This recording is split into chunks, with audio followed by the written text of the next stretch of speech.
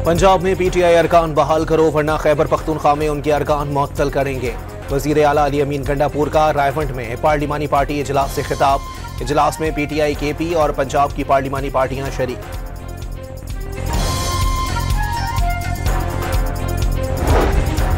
पहलगाम वाक़ये में पाकिस्तान का कोई किरदार नहीं, भारत को जारहत पर करारा जवाब दिया। वजीर आजम का उड़ान पाकिस्तान समर स्कॉलर्स के लिए मुंतखब तलबा से खिताब। कहा, मौसर इक़दामात से इक्तिसादी शोबे में अशारिये बेहतर हुए। सरबरा JUI मौलाना फजलुर रहमान ने खैबर पख्तूनख्वा हुकूमत की तब्दीली की मुखालफत कर दी। वाज़ेह कर दिया, तब्दीली PTI के अंदर से आनी चाहिए। फजलुर रहमान की तजवीज़। नौशहरा में झगड़े के दौरान फायरिंग, 4 अफराद जाँ बहक, 1 खातून भी शामिल।